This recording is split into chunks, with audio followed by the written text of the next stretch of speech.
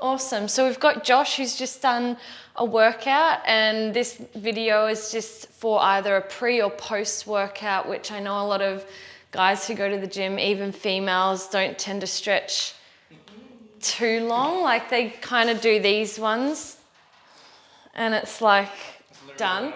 Yeah. So what did you say you just did? Squats. Squats. 10 sets of 10. All right. No worries. We'll start with the upper body anyway. So just find like a comfortable stance that you've got a good center of gravity. Then bring your arms up overhead. Hold on to your left wrist with your right hand.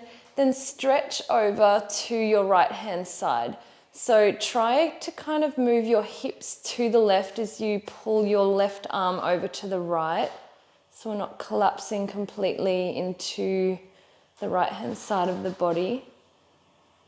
And while you're doing this, just making sure you're trying to breathe through your nose and letting the breath come all the way down to the belly. And then we'll come up and we'll come to the other side. So switching hand grip, left hand on right wrist. Now pushing your right hip to the right. And trying to open up all the intercostals on the right side of the torso, so you're getting a better breath into the right lungs.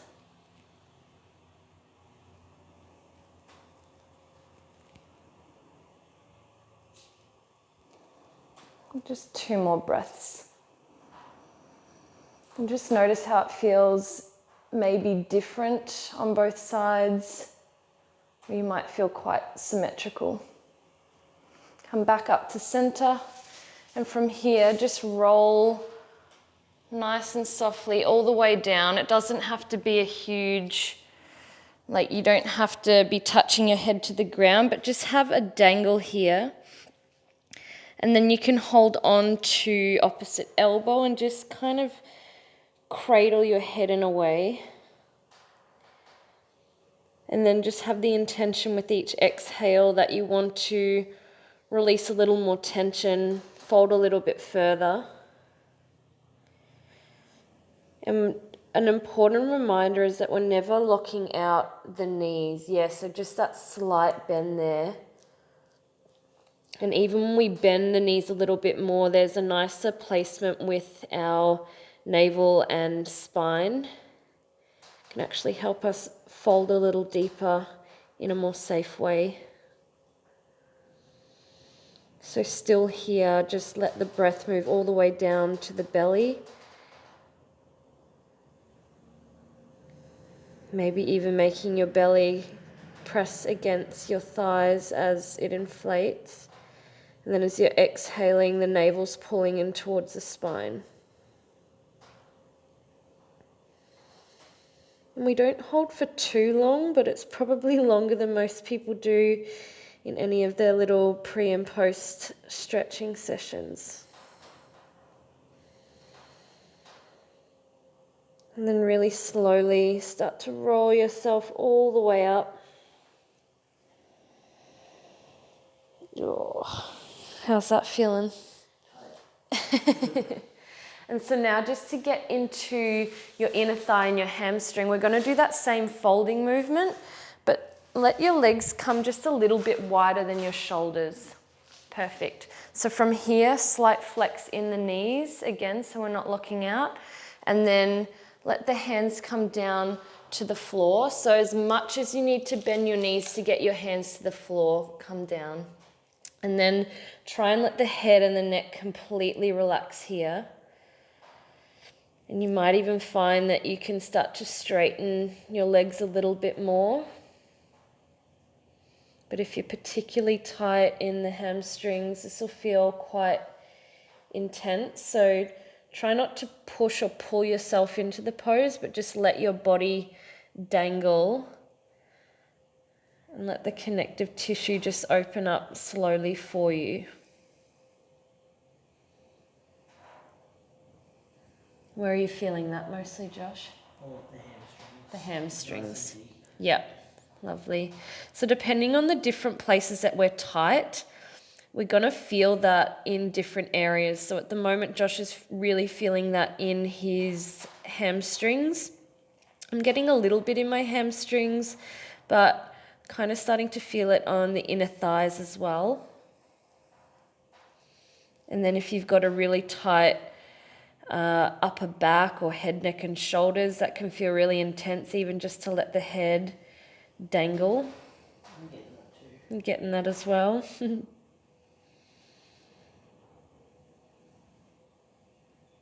So even in these kinds of poses, if you have any props like a yoga block or anything that you want to rest your head on, that's more than appropriate, just so you don't give yourself a huge headache. And particularly if you have high blood pressure, being inverted like this is contraindicated. So just readjust if you need to.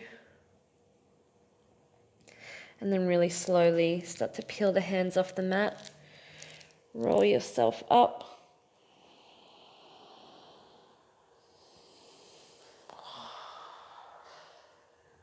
How you feeling? Good. Good. If you feel like your blood pressure's lowered after coming up out of a forward fold, just allow the chin to come back down to the chest and let yourself settle for a moment. Then we'll finish up with a couple of poses in a lunge position. So take your left foot forward to begin with, and your right foot back, and then we'll bring the right knee down. And then hands come either side of the front left foot. And so from here, we'll just do a few dynamic movements where we inhale, we look forward, we spread open the collarbones, and then as you exhale, tuck your chin in and push back. So straighten both legs. And so if both legs don't straighten, it's not the intention, it's just to actually move in that direction of straightening them. So inhale, come down, look forward, widen the collarbones, and then exhale, chin in and straighten. And that should feel like quite a nice release, because we're not holding as long. Inhale, come down. And we even get the psoas release on the front side of the right thigh. Exhale, move back. And this time just hold. We'll just stay here for 3 to 5 breaths. Trying to make each breath a little bit slower, deeper and smoother. Releasing tension with each exhale. Then you make space for whatever intention you're trying to bring into your physical body, into the physiology, how you're wanting to change your mindset. It really shifts how you move off your mat when you move intelligently on your mat, or whatever practice works for you. Do you know how to do a down dog? I think so. Cool. Let's step back into a down dog to switch sides. So left foot steps back, and then we'll step right foot forward now. And we'll do that same little flow. So left knee down, inhale, chest open. As you exhale, chin in, straighten the front leg and the back leg as best you can. And we keep moving just with your breath rhythm. So that might be different to mine. Just go with what is working for you right now. With each exhale, the navel's pulling towards the back body. So you're strengthening the core even in these relatively mild stretches.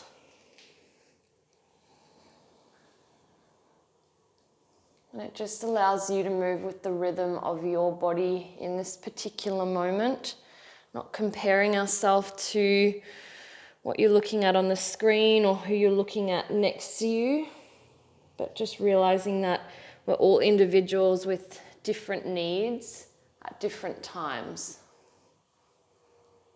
The next time that you go back, just hold again for around 3 to 5 breaths. Trying to make them as slow, deep, and smooth as you can. Just even trying for 1% smoother and slower than the previous breath. And even try and relax your head and your neck just a little bit more.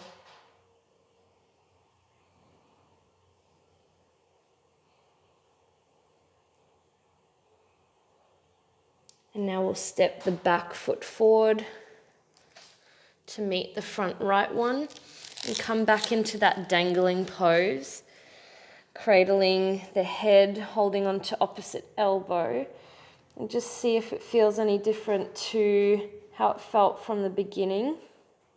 How are your hammies feeling now? They're still quite tight, but I can definitely feel a lot of release.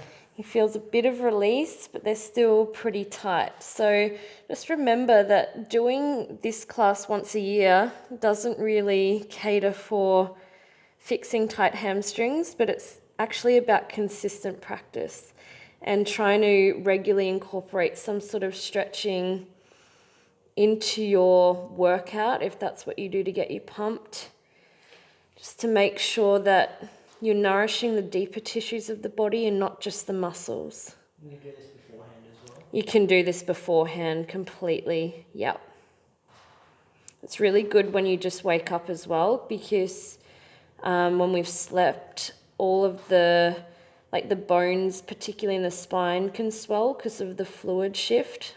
But it can feel really different from doing it early in the morning to when we do it in the afternoon when we're a little bit more warm. And just gently start to roll up. You can release your arms. Just do a releasing breath. So in through the nose and out through the mouth. Just one more.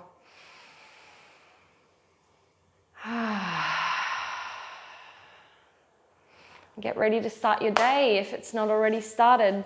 Thank you for joining. Thank you, Josh.